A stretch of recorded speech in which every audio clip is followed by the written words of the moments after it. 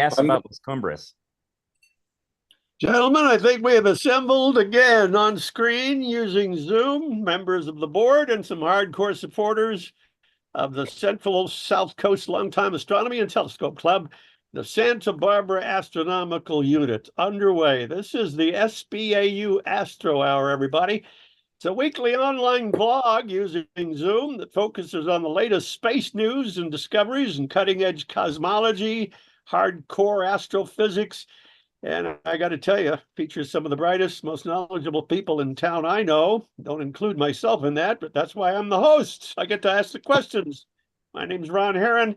We'll meet the rest of the club's movers and shakers in a minute. Meanwhile, please watch us and comment or question using YouTube every week during the Mondays 11 to noon slot. Plan on joining the club. I got to tell you, $20 will probably be less than you'd pay for one night out at Golden Corral, and you're going to have more food on July 5th at our potluck than you go there. SBAU.org tells us all we need to know. Here's what we're going to talk about this week. We get a chance to take on all these timely topics as sent to us and talking points from our president. Where are the planets? We got them all nailed. I think they're all up there somewhere. We got a waning gibbous moon, or is it waning again? I thought it was sunny. Yes, you're past it full. Okay, all right. How about a comet C2023A3? It's got that long Chinese name. We'll talk about that, Mr. President. All about the two brightest stars in the summer sky. Speaking of Vega, it's the top of the summer triangle. And a couple of ISS astronauts just flown up there are stuck in space. Stanley Kubrick, we need you for a follow-up movie. That's right. And also, something out past in the Kuiper Belt that our newest Voyager, which is the New Horizons we sent out to Pluto, is now discovered and renamed a large pancake connected to a large walnut. Let's meet the gang. Jerry Wilson, beloved president, captain of the Stars. Good morning. He's married to Pat Forgy, been in office uncontested for several years, almost a decade now. Chuck McPartland is our SBAU outreach coordinator guy in charge of most incredible events, is married to Pat McPartland, our merchandise manager, and also taken on treasury duties in the new year. Tom Whittemore, former Westmont teacher there and a professor of science, married to Maureen, and he's also responsible for our monthly newsletter and unfortunately does a great job. That's got to stop, Tom. Bruce Murdoch, longtime supporter and telescope enthusiast, is on screen with us. He's married to Bonnie, and he also happens to run on the side, kind of a sideline, the Santa Barbara Theater Organ Society. Not sure what's going on over there. Todd used to be with us. Tim Crawford, who took his place, resident lens and telescope expert, married to resident genius. Yes, that's right. To talk to you about that. Wow, howdy doody, been replaced, huh? Oh no, it's Wile E. Coyote. Remember, he had the card that said genius by trade. Oh yeah, that's right. Meep. Well, anyway, we start the show every week with silliness, episode 174 for June 24th through the end of the month, 30th, and then on the 5th is the potluck, as we told you. Maybe we'll get an update on some stuff happening with our outreach guy in a minute. Let's go to the cartoons that were sent to us. This is the newest McDonald's is starting out all over on the moon with 15 hamburgers sold. What the hell happened to the Earth? Am I on drugs, or is that? That's the flat Earth. Flat Earth. Oh, okay. Is that tied in with the hamburgers? Or I don't get the connection, gentlemen. I'm sorry. I don't think there is one. No. Well, that's an interesting. Just a silly drawing. Okay, let's go to the next one. These were all sent to us. Okay, a comparison of little tiny Mercury transiting our sun to what's called the close add button against Jerry's tip of his forefinger. And there they look a lot alike. What is a close add button? My thumb and fingers are way too big for some of the buttons that show up on my iPad. Oh, close add button. Yeah. I'm not sure. I think these are humans. She's reading a science book and goes, "Oh, how exciting! My family comes from bacteria on an asteroid before the Earth was even created." And he leans in and says, "Hon, maybe you've taken our genealogical research a bit too far, Jen, please." Thank you, but that's a theory. This one from last week. So, Oh, did I show this last week? no, you No. missed it, but it didn't come this week because it's on Yeah. not on my. But I do remember it. It's the stacked Tower of Babel, perhaps, but that we now know as Stonehenge, which is the lower level, and two people are watching it. But they couldn't rent out the upper level, so I'm going to have to dismantle all but the ground floor. Then we'll, of course, spray it with orange paint. And here is Chuck's cat trying to pull itself off as a penguin. When you lie on the application job form, still get the job. Thank you, Sam Bird. Cat will go across the screen any minute now. Here's a thought, a real thought provoker. Solar energy, ladies and gentlemen, is actually nuclear energy. But just like the name of our club, from a safe distance, 93 million miles away. True. And in case you didn't know this, round earthers going to work have a lot more trouble getting there than flat earthers because it's flat. We got to climb a hill, don't we, to get around the earth? All right, we're out on the Starship Enterprise and unaware of the importance of dryer sheets, the static cling stuff your wife uses. The crew of the Enterprise embarrassingly warps through space with static Klingons. Works for me. I love it. They should be thankful for them, I guess, except they can't breathe. Here's a new one. Oh, the nearest star is, not a new one. This is part of them. 4.25 light years away is obviously Proxima from Earth, which is why it takes 9 years for wishes with the tooth fairy or the good fairy to come true. That's why your wishes have never come true. They're still coming back 9 years later. That's great stuff, gentlemen. Anything going on we should know about, Chuck, before we start? No, it's a quiet week. Saturday again out at El Capitan Canyon because Refugio's closed, and hopefully no marine layer this time. Well, I actually showed up and did something at your Friday night Yeah. at Westwood with my chair. I was hoping to be introduced to the young Asian lady that is in charge of their astronomy. That didn't happen. Well, you should have just grabbed her as she came by. Just say hi. She was very busy. She was a streak. But that's all right. What are we looking at? Oh, we're looking to the sky, dusk, June 30th. And you're putting this on before dawn, the day before? This is later this week. This is after sunset. Mercury and Venus are going to start showing up in the evening sky. Okay. The contrast, at least on my screen, is not showing anything but an empty sky. Right. I don't see anything. I don't see anything. Yeah, this is after sunset, and it still looks like 7:30 or 7 when it's still out. Can you see the images in this? No, nothing but the houses, the horizon line, and an empty sky, and then the text up top. Oh, that's distressing. Maybe you need to make there. That one's a little better. Okay. Okay, that means we went before this. We went backwards 45 minutes before sunrise. Mars is up. Taurus. Yeah, I always start in the evening because I'm more of an evening astronomer. Well, evenings out. Jupiter and Mars are dominating the morning sky. They come up before the sun. This is the dawn on the 29th, which is Saturday. Mm-hmm. What's the jagged line mean? That's Taurus. That's the stick figure that represents the bull. Oh, got it. Okay. There's stars on that line. And you can faintly see Aldebaran down there. Mm-hmm. We're about to lose the rings, aren't we? About March. Can you see the bands on Saturn? A little bit around the edge. Yeah, the center is overexposed. Boy, it looks really nice on my screen. I wonder how to fix that. All I can see is the bands at the very edge of Jupiter. In the middle is just a big white blob. Yeah, okay. They don't give me any image settings control here. Okay, we'll just look into that later. Here we go. Night sky, Okay. everybody.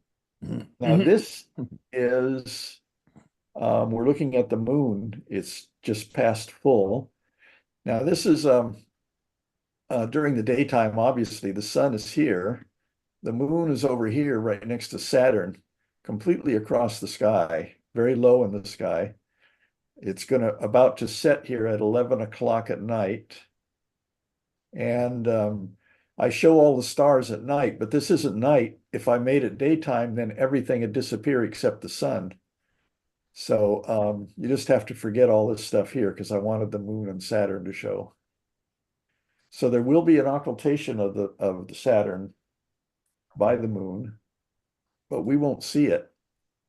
This is at 11 o'clock in the daytime. By the way, that was daytime too. See, it's 11:02 a.m.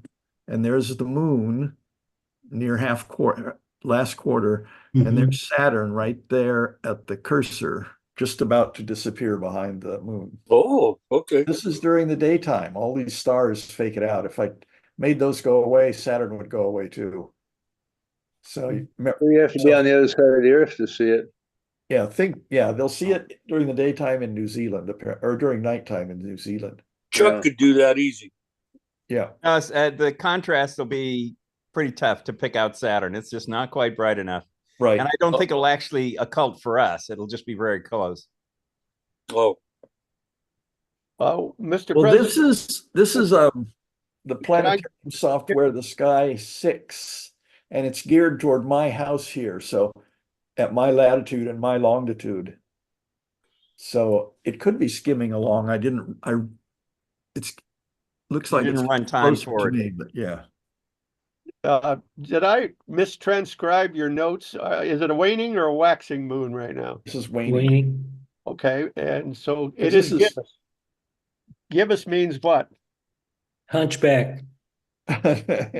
It means part way between a quarter and a full. So it's that odd oval shape. Okay, waxing to me means beginning and waning means ending. I Waxing think. means growing. Yeah. Growing. Waxing means growing. Waning means getting smaller. Okay, From the German. got it. Ron, you know how I Savannah. remember it? I was a dental technician and I used to add wax to the crowns that I used to cast. So I look at waxing moon as adding wax to make a full crown. Oh, I did thought you- I thought I heard somebody say something as I was reading the headlines and I said waning gibbous moon. And somebody said something and I didn't know if I mistranscribed your notes, but I guess I was right on. Yeah. Okay. Well, if you it- said we waxing. we That's get why any people more of said these no clouds waning. up there. Yeah. But a full moon doesn't wash out the whole sky, just the area it's in, right? It depends on your sky, whether there's mist in the sky or if it's absolutely jet black dark or not. We have We a were- lot of lights here. We're near the coast, we get a lot of haze. And so the moon can be quite effective in blanking out a large part of the sky. We were at Westmont this last Friday. We had a full moon, and for a long time the moon wasn't getting up high enough. And we were looking at objects to the north, and Yeah. and they were fairly good. Yeah. That's what I was talking about. And you couldn't Well, I even, set up at Westmont, up above where you guys were. I could see the moon quite easily. Yeah, Oh no, it shines in my bedroom window when it's full over here, so it's oh not, yeah, not yeah. disappearing. well, the only time we don't see the moon is in between moons, isn't it? Goes between crescents. Yeah, well, I consider it a dark sky that I try and take pictures during it is after last quarter and before first quarter. Oh, As okay. the month goes Is on, that- the moon sets, earlier and earlier. Yeah. Got it. Well, rises. Yeah. Rises Later. later and later, either way, Yeah. if you want to talk about it, yeah. My impression was we had a little bit more sky to look at Westmont than we do for star parties. Could I be wrong on that? There's trees everywhere at the museum. Yeah. Yeah. It depends where you set up at the museum, and we're in a corridor of trees. Okay. We call that a star party? The third Yeah. Third Friday Yeah. star party at the museum at the Westmont Row? Is that a star party? Mhm. Well, they call it the public telescope night, but same difference. Okay, got it. And our July star party will be a week after the potluck on the 13th, won't it? Sounds 19th. right. Yeah. It'd be clear. Heat wave from now. No, it'll be on the 20th because it's Right. third Friday. No, I'm talking about Star Party Museum, Oh, at the museum. Yes. Mhm. 13th. Yeah. Okay, I'll be out there. Why is your horizon concave rather than convex? You're looking at it through a fisheye lens. Is that right? Okay. It's zoomed out to show more sky. Right. Gets more, all right, gets more in, right? Here comes Pegasus. Yeah. Yes, this is the moon near the Great Square. A lot of galaxies up in this area, Mhm. but not tonight or not this week. So this is 3 a.m. This will be a summer and fall in the evening constellation. So the moon here is supposed to be halfway between Mars and Saturn. Right there's Saturn. So from a few earlier, it would have been nearly, and it is traveling along a line like this. So you might be right, Chuck. Maybe it just skidded along and missed. Yeah, yeah, or it may actually be occulting it, but it's just something we won't be able to see because of the glare. Right, that's right. So if you want to get up at 3 a.m., Mars is rising in the east. Now this is a comet Sushinshan that we let's see. See, And I 2020. put this up because this was taken a short while ago by an 8-inch f4 reflector from it was taken, April of this year by an amateur 8-inch reflector f4, yeah. So I like to put amateur images up as much as possible. So this is traveling through Leo. Leo, as you know, is way in the west. It's nosediving right into the horizon right after sunset. So you really got very little time to look at the comet. This is the west at 9 o'clock. It's still not completely dark here at 9. But here's Leo heading for the horizon. And I put the cursor in the area where the comet Sushinshan is. We also have a couple of asteroids here, 3 Juno and 4 Asterea. And God, I forgot the name of this one. So anyway, 3 minor planets are up. Do you remember the name of that other comet? Brooks is in the name. Pons Brooks, Hans. Where is it gone? Has it disappeared? Southern Hemisphere. Oh, it's below our horizon. Got it. Now, Sushinshan is in here because, as with all comets, the comet, when they first see it, and it's usually not visible to the naked eye, is going to be the biggest comet event of the century. And they usually don't pan out. I picked this one up because that's what Sky and Telescope is claiming, that this one could be a major event. Right now, you need a telescope to see it. But the Chinese saw it first. Yes. Yeah, some guy or some facility named Sushinshan That's their Purple Mountain Observatory, I think. Okay. Yeah. Yeah, Oh, Shen is mountain in Chinese. What does it mean in Chinese? Mountain. Oh, the mountain in the sky. All Yeah. right. That could be a big one then. No, the mountain that the observatory is on is called Purple Mountain. Okay. Well, happy Sushinshan to you. Yeah. Okay. What is this? This is a target of opportunity up in the sky with Sushinshan. This is NGC 3640. It's an elliptical galaxy in the Leo constellation. It's close to the celestial equator, so it's partly visible from each hemisphere certain times of the year. This is from the Digitized Sky Survey 2, taken in the red channel. The square is 0.5 by 0.5 degrees. If you're up in the area looking for Sushinshan, you might find this guy. It's right near it. And Messier didn't see it, and maybe you'll confuse it with the comet, but come back the next night and this will be in the same place and the comet will be moved. And that oval is roughly the size of the full moon. Yeah, this is half a degree by half a degree. Yeah. Does science estimate what percentage of all galaxies are ellipticals or just fuzzy cotton balls? Are they small? Are they rare? No, they're not fairly rare. common. What? Yeah, they're common. Fairly common. Yeah. They fascinate me more so than the whirling Well, they pin. show more detail, and you can see them tipped at all sorts of different angles, so they present different aspects. These, they might be tipped at all sorts of different angles, but who cares? It shows the same aspect all the time. But do you suppose if we were orbiting a star, our sun in an elliptical, it would be different sky? Would it be more stars, or there'd be in different, all areas would be bright? They'd be in all depends on- different directions. Yeah. Yeah, depends on where you are in it. Yeah. Okay, So got it. here's another galaxy up here. Here's a faint one. There's one. There's one. That one looks like M81. Which one? The one in the left more. Yeah, there. Yeah, It looks like the cigar. yeah. It's 82. Or 82, yeah.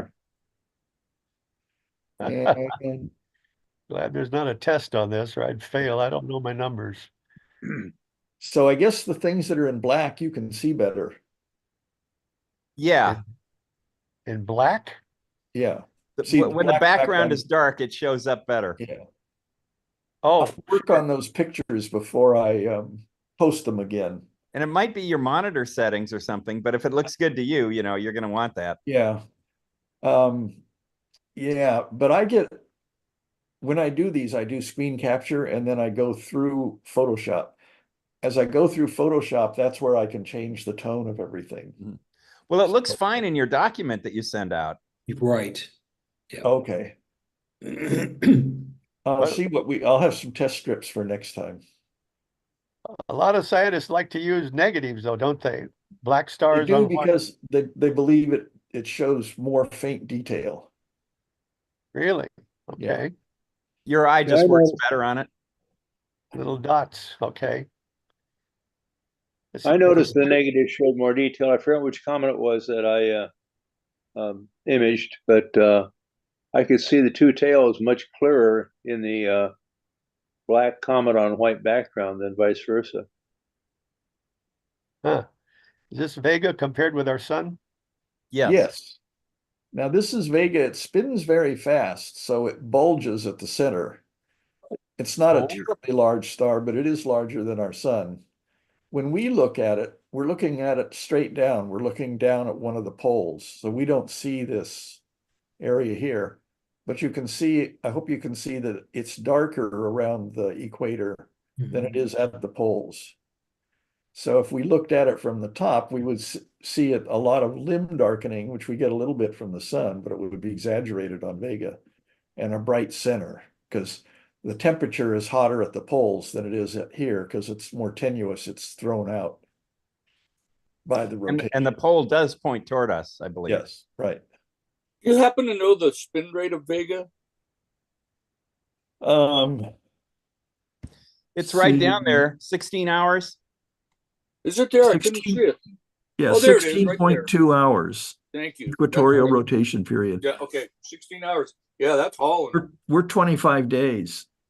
Right. So this Altair is guy's about really 14 hours. Altair is about 14 hours, I Yeah. think. I'll bet you it's very close to its own Roche limit. That is, if it were any bigger, it'd be throwing stuff off. Mhm. Or the edge would be going faster than the speed of light, wouldn't it? No. No. No, that's not going to happen. Really, it's not that much. So there was Einstein's speed limit. there was a problem in relativity class in junior level physics, and it always haunted me. I didn't get it right, but it says you're riding a bicycle down the street, and you're going 5 miles an hour, The speed of light in your universe is 10 miles an hour. Mhm. Draw the shape of the front tire. Draw the Oh, shape of the what tire? The front front tire of tire. the bicycle. What shape? relative to who, Jerry? The rider? Relative to the sitting, not to the rider, but to the guy sitting on the curb watching the bike go by. Oh, okay. Gonna guess an oval. Well, the top of That the was front my tire guess, would be going the speed of light.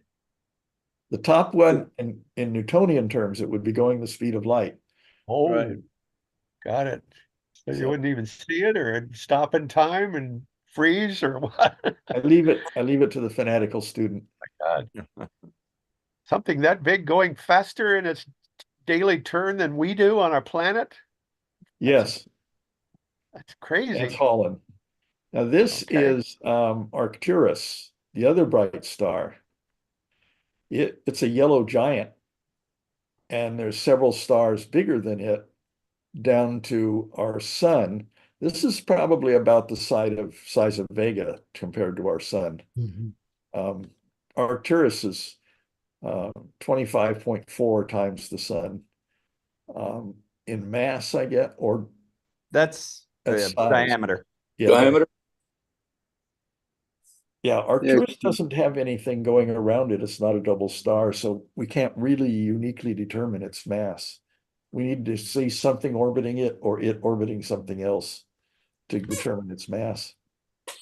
Wouldn't our sun be more the size of Pollux? No. Our sun is there.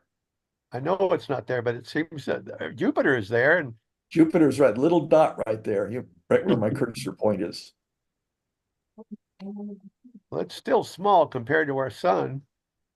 Well, the Good sun guess. is a second thing there.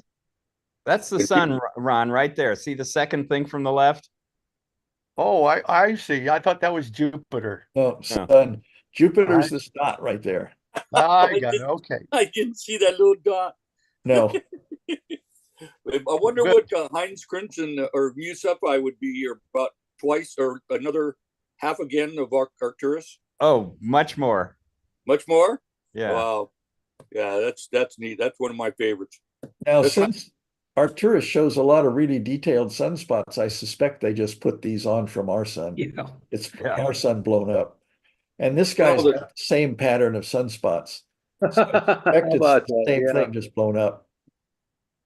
But when you look It's at called distant big stars, you don't have to have a filter like with the sun, do you? It's not that bright. Not It's, at night, no.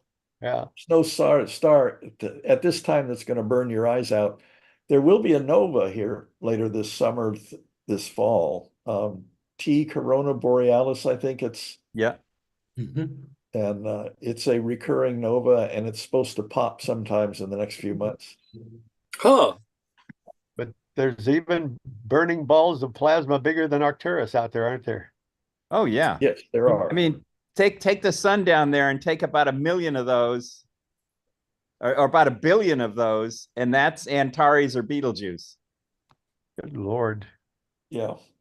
Yeah, and Musepi, what is it's I misspoke. I think that's Herschel's garnet star, not Heinz Crimson. I think it's Herschel's Yeah, garnet. Herschel's garnet. Heinz Crimson is the one in Lepus. Lepus, yeah. Now, oh yes, the bigger the star is, the fewer of them there are. So, and the smaller the star or planet is, the more of them there are. I don't know about galaxies. Then the most is the red dwarfs, right? Brown dwarfs, Brown dwarfs.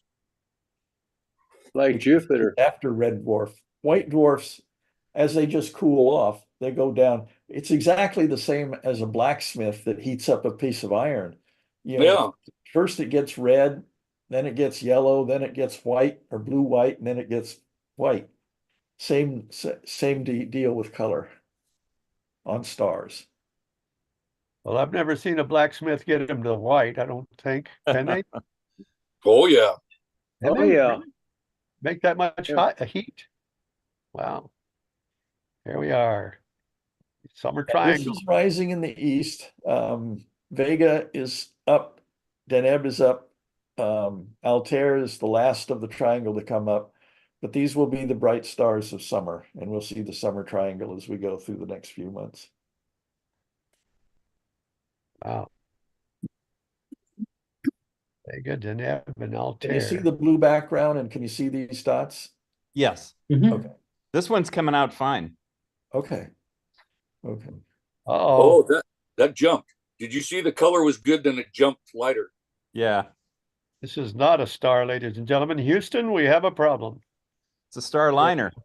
Yeah. So Boeing. it's a good looking spaceship, but it's not really good under the hood.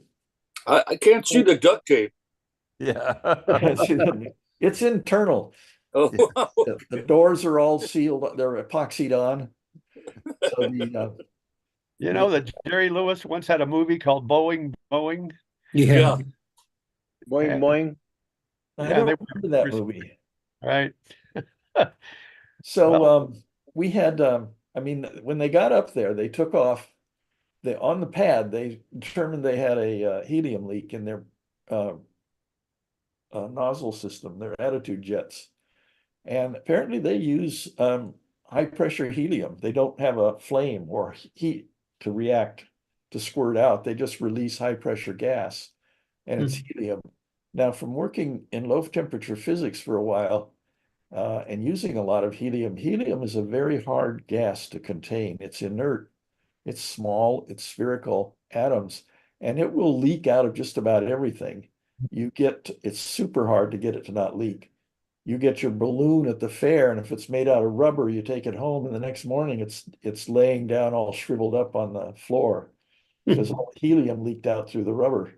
Oh, They that's apparently interesting. are happy. There's special techniques to use in piping and vacuum systems to contain helium, and I guess they either didn't know about it or they didn't tighten things down enough or whatever. Because Jerry, is there an alternate fuel that they could use or No. oh wow. it's just Well, for it probably attitude is, but they control. don't have it up there. Yeah, it's just for attitude control, little fine things about docking. They succeeded at it, and the amount they have on board compared to the leaks, the 5 leaks, they're not in danger of running out of it. But some of the valves are bulky. It doesn't work well. And one of the jets spontaneously fires when it wasn't commanded to. So they've taken that one offline. Oh God, yeah. So they're assessing the problem, but in my notes, I copied it at the time, said it will not come back before June 26th. Now that's been moved to July 2. Wow.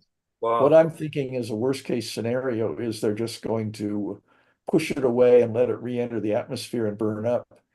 And they'll let a Dragon capsule come up and get everybody. Otherwise, all the launches before now, including Apollo, the whole program used flaming jets, and this is the I first. don't know. Some do use high pressure gas, maybe helium, maybe others, and some of them use hypergolic materials that when they touch each other, they burn. I think they moved away from the hypergolics after you had the shuttle and the ISS, and you didn't want to contaminate the environment around it. Well, I heard that divers down under the sea inside diving bells will breathe helium and sound like Mickey Mouse, along with oxygen. That's not the way it is with ISS astronauts in space, is it? It's not a similar. They're not breathing the helium inside. That's because nitrogen becomes a narcotic at high pressure. The inside of spacecrafts is not maintained at Earth sea level pressure of 15 pounds per square inch.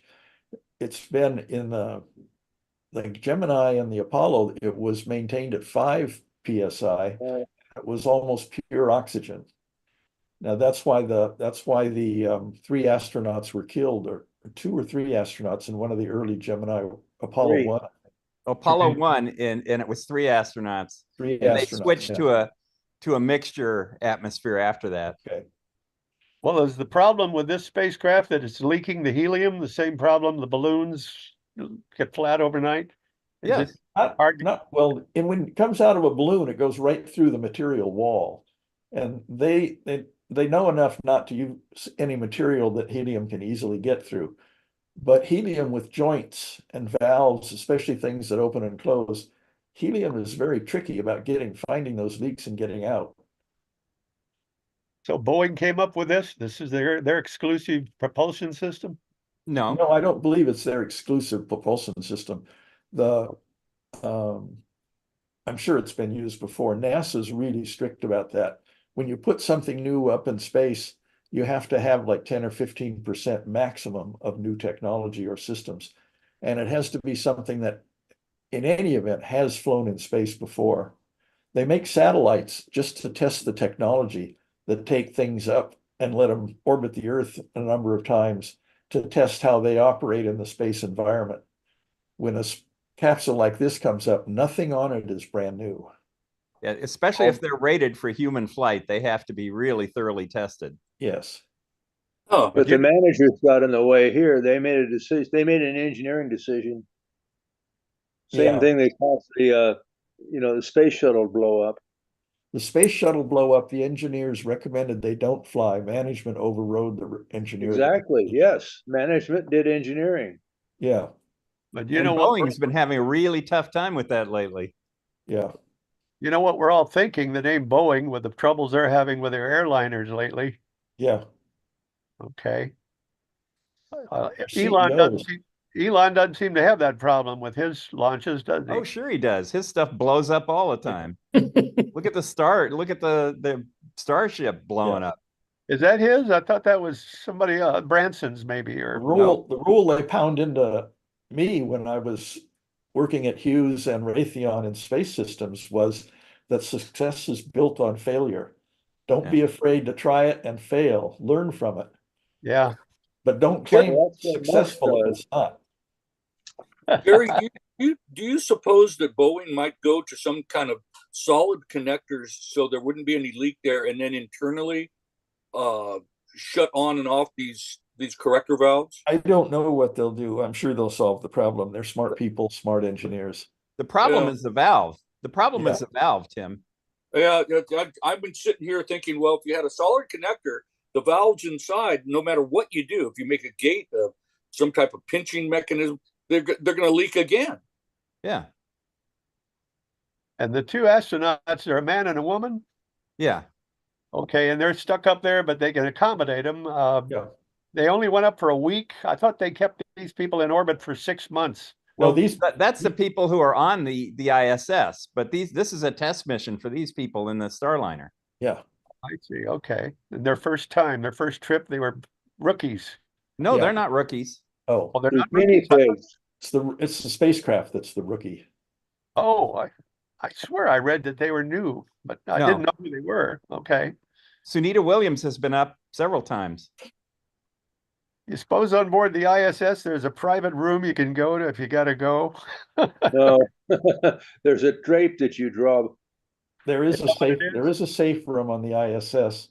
It's Okay, got that's extra good. shielding. It's got double walls. It's got water in the walls. I know they recycle, but still they got to have privacy, Well, it's right? good at stopping protons, and that's what happens with a CME. And they sleep by being strapped to the wall, don't they? I think Well- they make major use of Velcro up there. Yeah, they get in a bag and the bag has a tether. Right. Yeah, they're in a sleeping bag, and then the bag is tethered. I'll be damned. Okay.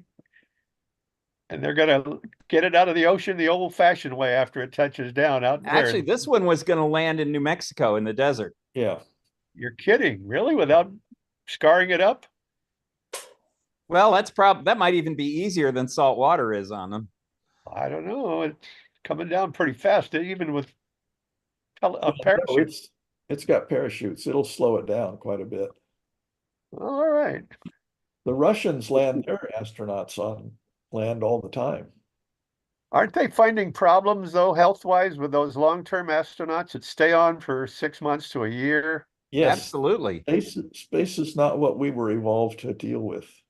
Yeah, bone density. Ron? They lose bone density. Is Yeah. that what it is? And they Yeah. lose bone density and they lose muscle mass, especially in Yeah. heart. And Their they eyeballs make it change a- shape. Yeah. What's that? Hey, Tim, Yeah. yeah, I understand they suffer from mistletoe. Yeah. But they lose a couple seconds, don't they? It's time. Well, I see we got a card that needs to be dealt with here. Tell me exactly when we lost control, Mr. President. You're the MC. But they also lose a couple seconds in time, don't they? When I they think- go faster, they are going, their time advances slower than our time, as viewed from us, but they don't notice anything different. I mean, the twins in Arizona, only one of them, I think, is a astronaut. The other is a senator, or They were both astronauts. they Yeah. both were. But one of them is younger by a few seconds than the other. It's not seconds, it's fractions of a second. Yeah. Microseconds. Okay. Mistletoe. Well, you know how they keep clean up there too. No.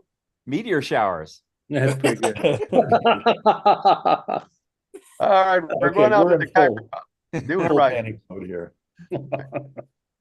Okay, now this happened in 2018, I think, when the New Horizons mission went by Pluto in 2015. Hmm. Took the pictures and we all saw the heart shape on Pluto and all the close-up of mountain ranges made out of solid nitrogen and stuff. Pretty Mm. cool.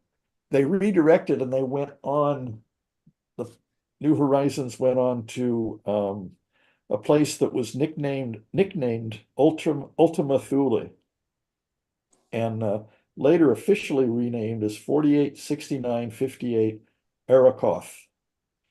But the article I looked at referred to it as Ultima Thule, and That must be an old article because it is. that name had associations with Nazi, their whole Oh, I Nordic. remember that now. Yeah. Yeah. So yeah, that's why they renamed it. But it's a pretty cool thing. It's let's see. Yeah, here it is. This is a photograph of it as it went by in 2018. And it looks like it's a two-lobed thing with a head and a body or something. And then there's a image, not an image, a representation of the Kuiper belt here with Makemake in it, Haumea, and Pluto right here. This white line is Pluto's orbit. Hmm. And this is the inner solar system here. This would be the orbit of this blue line would be Neptune, Uranus, Saturn, Jupiter, and then asteroids in the inner solar system. So this is the object here. This is Pluto, and then this is the next object they went to that they tracked. And that they discovered it, I think, after this was launched, before it Yes. got there. Yeah, with Hubble. Yeah. And they got the first hints that it was bilobed like this from occultation campaigns. Okay. So yeah, and I think it's been redirected to a new object out in the Kuiper belt. But it is loaded with instrumentations that the New Horizons, or when The Voyagers don't have it. that's it. Thank you. Well, So this is the result of of how the thing was analyzed for what its shape is. This is the shape that's real obvious in the photograph you saw. And this is looking down at the top, and it rotates this way around this axis. This is 0.6 of a mile. So this is about, I would guess, 6 miles, maybe higher than that. But it looks like it's a glob and a pancake, or a walnut, excuse me, officially. Walnut and a pancake. And then the front, this is the front, this is the way it's spinning around. And this is looking at it from the side. So it's got a lot of instruments when it went by. So it has two imagers. It has infrared and ultraviolet imagers. It has spectrographs, two charged particle spectrometers, radio science instruments, and a dust counter. This Wow. is not this is not a dwarf planet, right? No. No, this is a Kuiper Belt object, a KBO. Okay. It's only 22 miles across, Ron. It's pretty Yeah. small. Oh, And now the- I regret using Ultima Thule, but anyway, they did find that there is no atmosphere, there are no moons, and there are no rings, each of which they were surprised by. So anyway, that's a very interesting thing. How the hell would a dust counter work? Oh, you just get something that every time you hit a piece of dust, it goes, ouch, ouch. Yep. Well, you suppose the pancake is just bumped up against the walnut, or are they Yeah. melted together with gravity? That little of gravity wouldn't pull them together that hard, would it? No, gravity would, they are held together by gravity. I would bet you that what happened was that this one was sitting like this, and this one came in and hit it at an angle and stuck because it was coming in real slow, and that gave it the net rotation around this axis. Because it hit this little off center. It had a little white line there in the image where they join. Yes. Let's see, which way is that? This way. Oh, no, that's the wrong way. Yeah, see the little white line there? Yeah, Yeah, Yeah. that's So blue. that's Wow. like dust that is sort of collected in there. yeah. Okay. Strong gravity in there. It's all weak gravity, but strong. So basically, your Kuiper belt is just like the asteroid belt, only wider and bigger and further out. But with more icy stuff. Yeah. Oh, really? Yeah, a lot of Yeah, this stuff, if this came in to if it got perturbed and it came into the inner solar system, it would probably become a comet. Oh, Oh. they're calling New Horizons the new Voyager. Yeah. It went through the Kuiper belt, right? No, Yeah. it's And both of entering the them both Kuiper went. belt. No, Voyagers, didn't they go through the Kuiper belt? No. They They're went still in it. they went farther out than the Kuiper belt, but they didn't go through the Kuiper belt. I thought the Kuiper belt was pretty much on the same plane as the planets. Yes. It is, but the Voyagers are not. And it's Voyager- huge, Ron. It's not like the asteroid belt that's relatively small compared to the Kuiper belt. When you sit in a theater and you see the spaceships in Star Wars dodging meteorites, clusters of asteroids, and there's only like 10 or 20 feet apart, that's pure theater. They're I not like understand. that. The rings of Saturn might be like that, but the most of the asteroid belts stuff, are not. most of the stuff portrayed in that picture that we saw is what the size of the stuff in Saturn's rings, and occasionally we'll get one of Oh. these. No. They're These- bigger. The Kuiper belt is chunks of stuff. It's not going to be dust. Okay. Like the rings are very small particles mostly. Do they think maybe it's the remains of possible earlier planets? No, it's stuff left over from the formation of the solar system. Right. And the rings are only a temporary feature. They'll only be 100 million years or so, and then they'll go away. But then there's the Oort cloud, which is a shell. That's not just a belt. Well, if you look at the Kuiper belt, the belt gradually gets thicker and thicker as you go out, and it melts into the sphere shape. Is that right? Okay. Yeah. So was the Oort not part of the original? Yes, it was. It wasn't. Okay, it didn't come in later. And No. okay, interesting. What are we looking at here? GS Z14-0. Z14 is the This key is the thing there. latest James Webb Telescope discovery of the most distant and therefore highest redshift of anything they've seen. Now, the issue here, very interestingly enough, is the early solar system is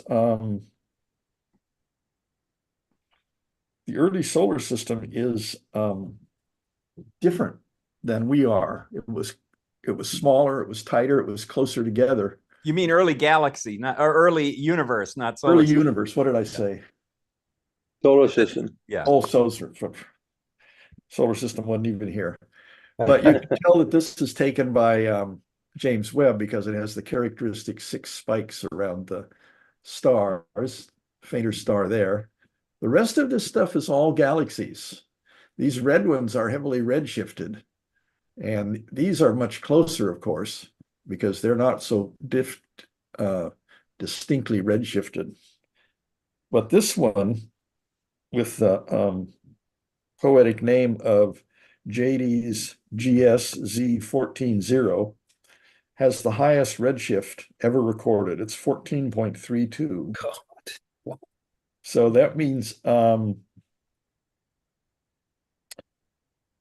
see.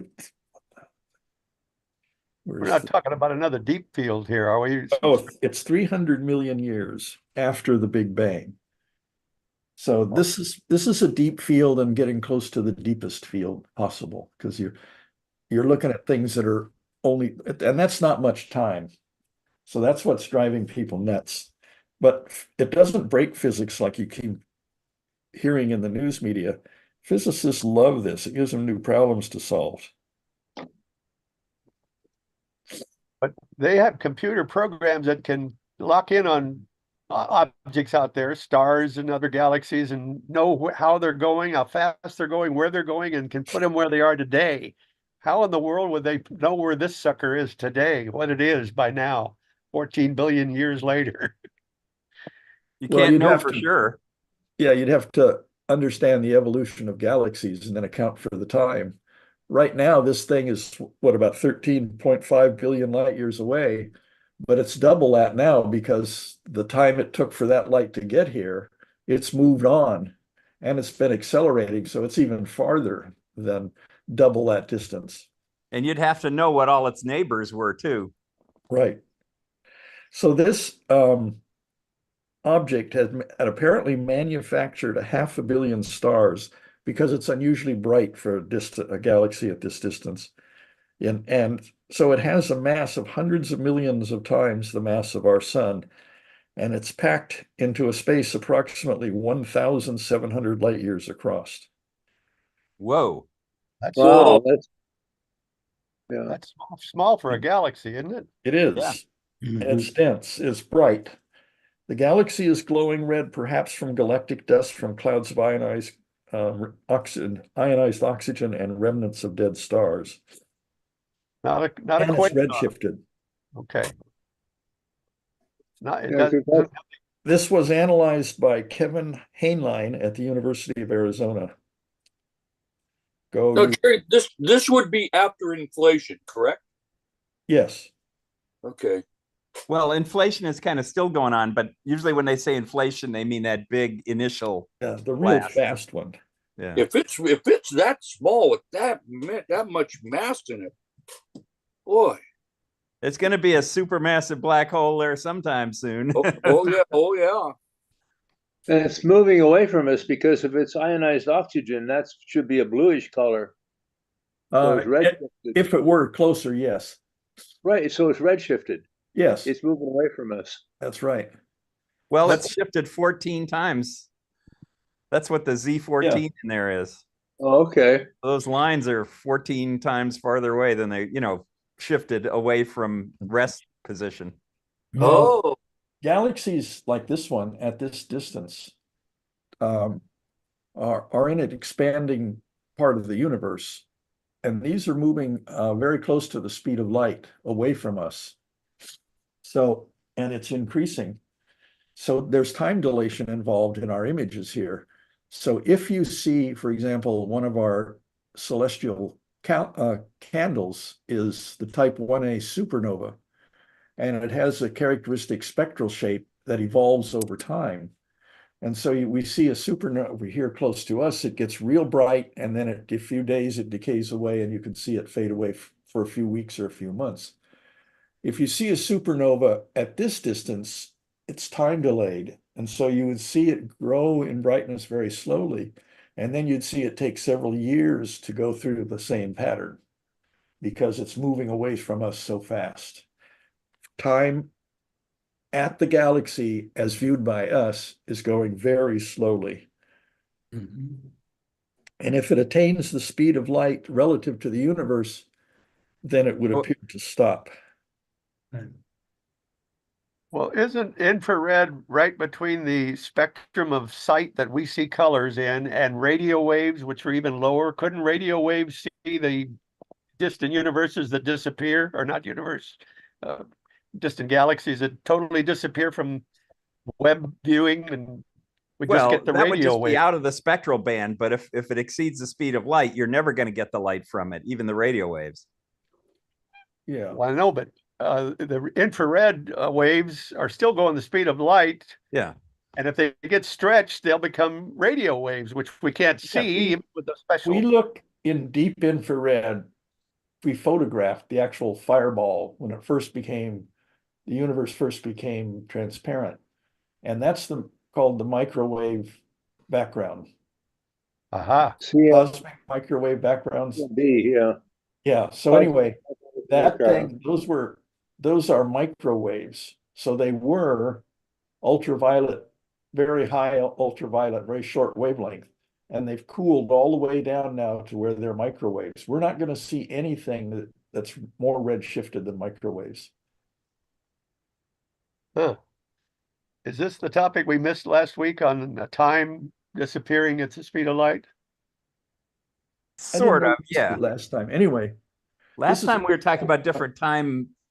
this is a cool thing I found on Facebook or on the internet. And this is the shortest course in relativity you'll ever see. So Time is Einstein developed relativity based on two postulates. He said, what if? He said, inertial mass and gravitational mass are the same thing. They're equal. And the second postulate was nothing can go faster than the speed of sound. But the way he said it is light Light, speed remains light. constant. Speed Yeah. of light. Okay. We needed a mandatory retirement age here. So we knew what you meant, Mr. President. We knew. There goes the show. Yeah. light speed remains constant. Whatever frame of reference you're in, whether you're riding a bicycle or not, the speed of light always looks the same to the person in that frame. Right. The other thing is that time is a fourth dimension. Now we play a lot with fourth dimensions. We sit on our with a pencil and paper and we draw the shadow of a four-dimensional cube as a tesseract. And that's four dimensions, but it's very different than four dimensions where one is time. Because if you look at time, you two-dimensional plane, X and Y, and then use time as the third axis instead of Z, you can't go to the center of that coordinate system and sit there.